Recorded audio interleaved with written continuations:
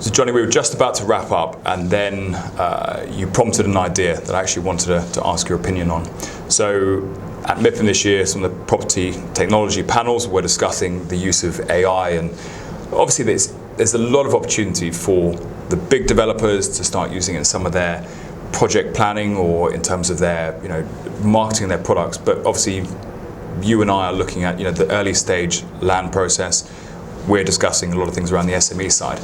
Do you think that we're going to start seeing, or within your business and LandTech are going to start playing with, exploring the use of AI in the land acquisition process? 100%, we already do. Okay. AI touches a number of parts of our product already. So, for example, when we scrape the planning applications and then we put them into our system, there's about 30 different processes those go through before they hit our map-based interface and become a dot on the map. But in order to, one of those stages is we interpret the site description. Right. So we need to know how many units there are, what type of things being built, what the mix is, number of bedrooms, all of that which we get out of there. And it's really hard because there's no standards in how they input that information. So we organize that through natural language processing. Okay. But that's just one way we do it. We with Land Enhance, we're looking at all the documents attached to planning applications and using object character recognition, I think it's optical character recognition, and that means we read everything and put them into our database, and then we reinterpret it and we visualize it, which is super powerful things, which means that you can type in a word and start to see all the related information about that word and the context it's in.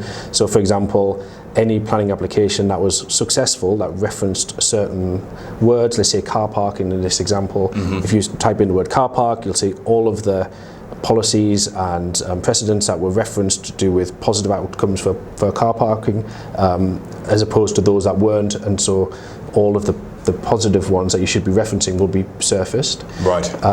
It's a tiny little, it moves, it seems like a very small use case, but it just unlocks a huge amount of efficiency. And we've only just got started with that. So other ways that we're seeing it, if you want me to keep on going. I think the users are obviously curious, because as you've explained now, what you've explained in terms of the process of data then making its way to the interface that the users see, you don't always appreciate what goes on behind the scenes to make that happen, and it maybe feels simplistic sometimes. But I think your users and people watching from the outside are always curious about how does your system work, but how does all this data get translated into something that's actually useful? Yeah, it's really what you see is just the tip of the iceberg. You see a map with some dots on it, or some templates on a screen, but behind it you've got this engine of both people and technology that are feeding in data, raw data, unstructured data, and turning it into what you see on that screen.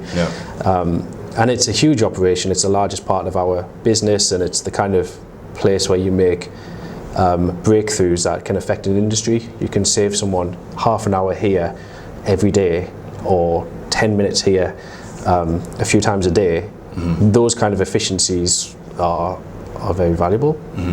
Which, speaking frankly, your platform does do very, very well, and I couldn't imagine for people who are involved in the land acquisition process not going back to what was the norm 5 or 6 years ago when I was learning how to source land. So I mean, it is a little bit of a plug, but it's an honest statement. It is, you have really created something that does change the industry in a big way, and I'm sure others are trying to emulate that in a way. But you've touched on a point about sort of the intuitive nature of technology. You're saying about in terms of the way somebody appraises a deal or collects their information to then go out and use it as part of their negotiation in one of our other questions. Do you think that actually we could be not far away from a user being presented or sort of encouraged to fill out certain information or to focus on certain information because you've identified the way they use Land Insight or Land Enhance previously to make them almost use your own platform better, so that they don't need to log into a webinar to learn how to use the system? The system almost kind of teaches them as they go. Does that make sense? Yeah. So I mean, it's getting a little bit far-fetched, but I'm curious as to where we can go with this.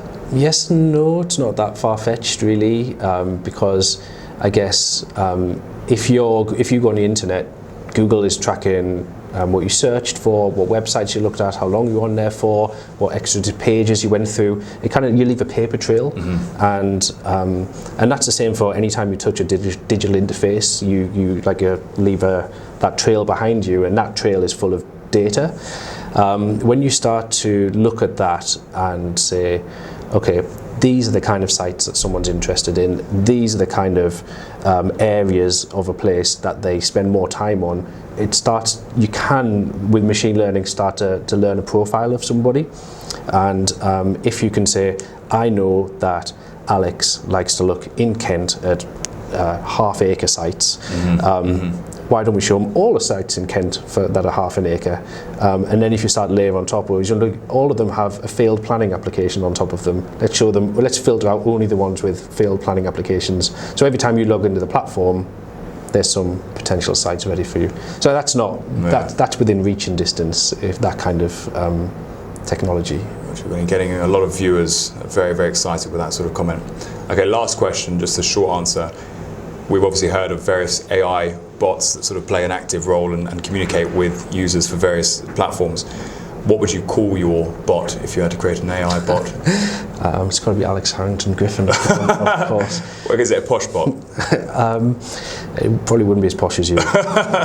So I would go, I'm just going to give my wife a quick plug, I'd call it Paloma, just purely because the name's quite unique, and also she's one of the most efficient people I know. So if technology could take over and do what my wife does in some space, then I think I'd get some brownie points, and also I think it would be a fair representation of someone who's got their stuff together, I think. Okay, I'll have to get back here. That's a good question. That's one of the most important questions you've asked me today, I think. The name of that bot. You can take that back upstairs. Lovely. Thank you. Yeah.